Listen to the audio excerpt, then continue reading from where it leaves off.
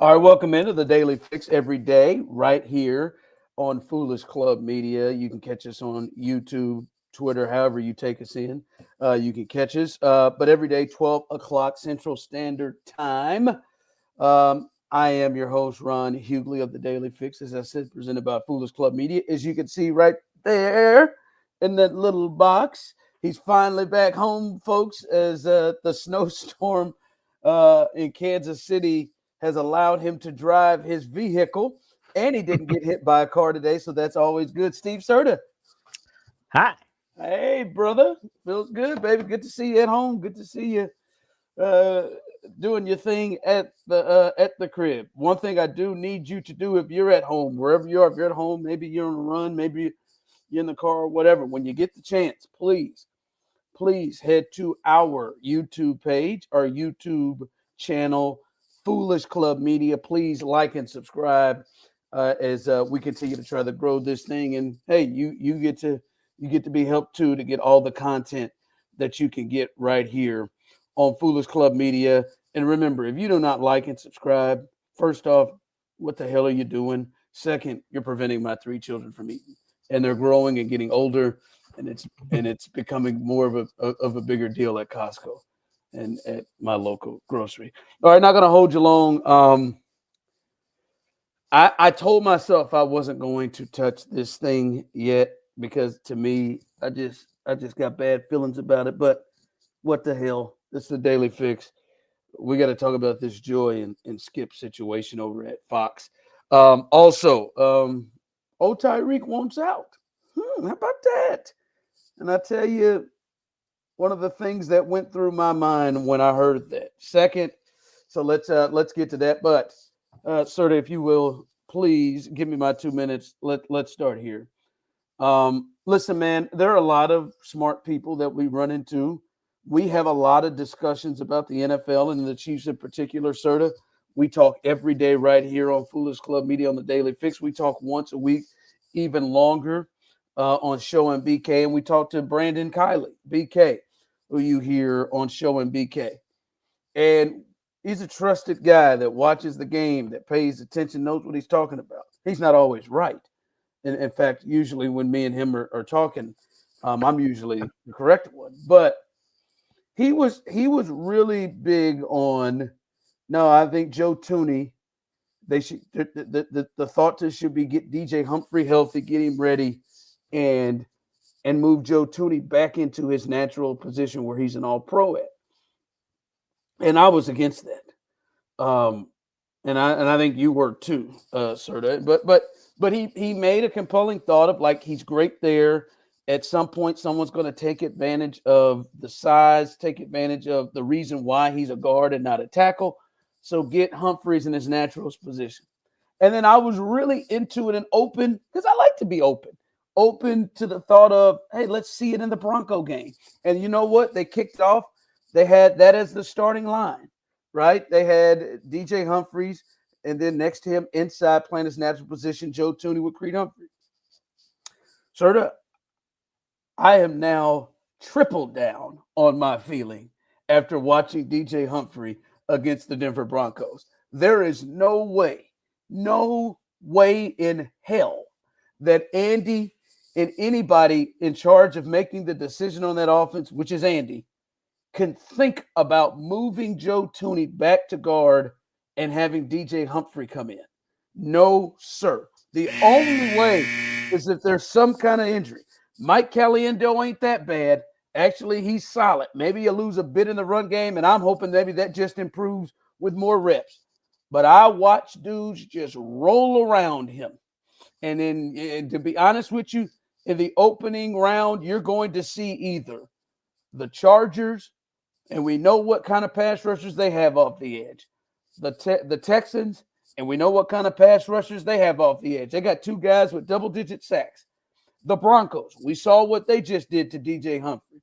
Like we know those are going to be the teams, or I guess it could be maybe the Steelers. And the Steelers too, and we know they got TJ Watt. We got and Heisman.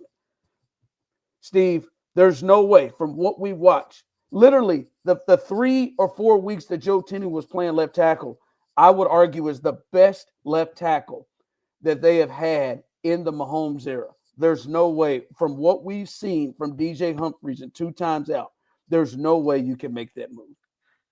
Yeah, and I understand, like, the logic of being like, well, we saw how important the run game was for the Chiefs, and you're losing so much with having Thuney kicked outside. But at the end of the day, like, it's hard to deny just what a special player Joe Thuney is, and seeing the consistency that he was playing left tackle with. And the Chiefs' offensive line is still far from perfect, but Jawan Taylor is at least like serviceable enough on the other side, and you can get by with the guards and the middle that you have with Creed Humphrey and Trey Smith. So it's like, I don't think you're actually losing that much. And at the end of the day, how are you going to win in the playoffs with this offense? It's going to be Patrick Mahomes, and it's going to be the passing game. So I still think you can get enough out of the run game, even with Joe Thuney on the outside. What matters most is protecting Patrick Mahomes and making sure that he can make plays, that he can find Travis Kelce and DeAndre Hopkins and Hollywood Brown and Xavier Worthy. So it's pretty clear to me, like, that it has to be Joe Thuney moving forward in the playoffs. Yeah, listen, at first this was a deal, Steve, of, hey, man, Joe Thuney looks good just because how bad everybody else sucked, right? Just in comparison, he looked good. But then it started to be like, this isn't just a deal of Joe Thuney just looks better because he's the cutest pig. No, man, he was just better. Like being graded amongst some of the tops in the league. So it's not even a conversation to me, sir. It's like those guys are downright awful, and this guy's above average and has played at a great level. He takes away the speed rush because of his quickness from what we've seen. And even if you try to bull rush, that's going to take some time. And it seems like this quick passing game has been able to help that. No, he's going to make some mistakes, but these guys are just running around it. That can't be it. All right. If you missed after Tyreek Hill, who has missed the playoffs for the first time in his career with the Dolphins, if you missed it, this is what Tyreek had to say. I don't even know, bro. This is my first time. I haven't been in the playoffs, man. So, I mean, for me, like I said, man, I just got to do what's best for me and my family, dog. If that's here, or if that's wherever the case may be, man, I'm finna open that door for myself, dog. As I'm opening the door, like I'm out, bro. So it was great playing here, but at the end of the day, bro, I got to do what's best for for my career and what's best, because I'm too much of a competitor to be just out there. Mean you thinking about leaving here? If it is, hey, yeah. What an awesome follow-up question, sir. The man just said, I'm out, I'm done. It was nice playing here. And your follow-up is, are you thinking about leaving? I think he made it pretty damn clear, sir, that he is thinking about leaving. Listen, I looked at this. I don't know if he's going to get out. I don't know if that's just pure frustration right there after the game.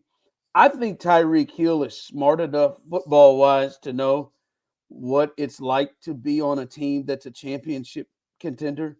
And I think he sees what Baltimore and Buffalo, let alone Kansas City, is doing. He sees what teams like the Chargers are building.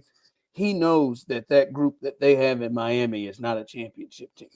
And I will tell you what, he retweeted a post about, the top destinations that he could go to. And he retweeted the Chargers. I ain't gonna lie to you, sir. That one kind of made me belch a little bit with nervousness. The Chargers feel like that's going to be the next thing they do is go get a big time weapon for Justin Herbert, because they didn't really do that this year, and they're going to have the ability to do that. That one makes me nervous. I think the Chargers are coming. Hell, they've won 11 games this year. They're the 5 seed. They're favored to win their first playoff game in year one with him. Hey, adding Tyreek Hill, that one checks up a bit. Hill, McConkey, and now what Quentin Johnston's doing right now, that's a game changer.